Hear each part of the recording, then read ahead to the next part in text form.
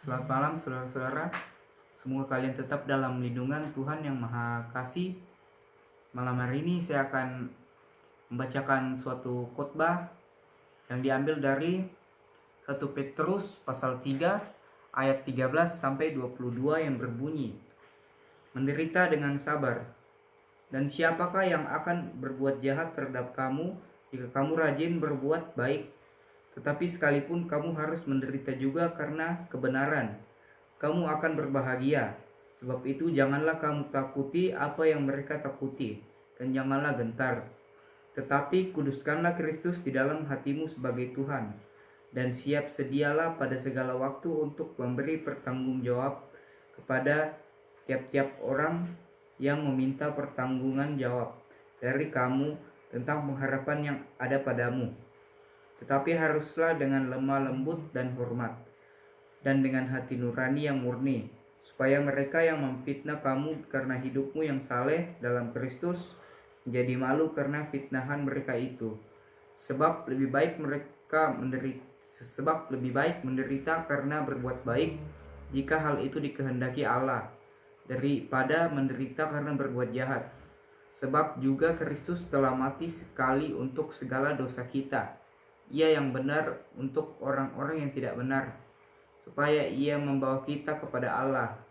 Ia yang telah dibunuh dalam keadaannya sehingga sebagai manusia, tetapi yang telah dibangkitkan menurut roh.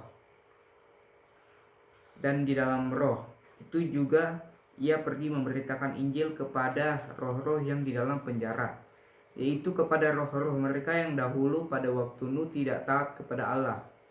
Ketika Allah tetap menanti dengan sabar waktu Nuh sedang mempersiapkan bahteranya, di mana hanya sedikit, yaitu 8 orang yang diselamatkan oleh air bah itu. Juga kamu sekarang diselamatkan oleh kiasannya, yaitu baptisan. Maksudnya bukan untuk membersihkan kenajisan jasmani, melainkan memohonkan hati nurani yang baik kepada Allah oleh kebangkitan Yesus Kristus yang duduk di sebelah kanan Allah setelah Ia naik ke surga sesudah segala malaikat, kuasa dan kekuatan ditaklukkan kepadanya. Amin. Firman Tuhan. Petrus menegaskan bahwa perbuatan benar harus melekat dalam diri orang percaya untuk dinyatakan dengan tidak mengenal situasi.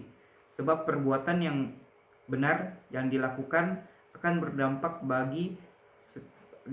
baik bagi setiap orang karena dapat menghindarkan dirinya dari berbagai hal yang kurang baik. Orang-orang harus sadar bahwa tidak semua hal baik dapat menghindarkan dirinya dari penderitaan meskipun telah berbuat baik. Sebab akan ada kalanya mengalami penderitaan justru karena memilih tetap berdiri dalam kebenaran. Menurut Petrus, penderitaan karena kebenaran jauh lebih baik daripada penderitaan karena melakukan yang jahat. Perbuatan benar itu dilakukan sebagai bentuk kesaksian anak-anak Tuhan. Tugas orang percaya adalah selalu menguduskan Kristus dalam hidupnya dengan lemah lembut dan hormat.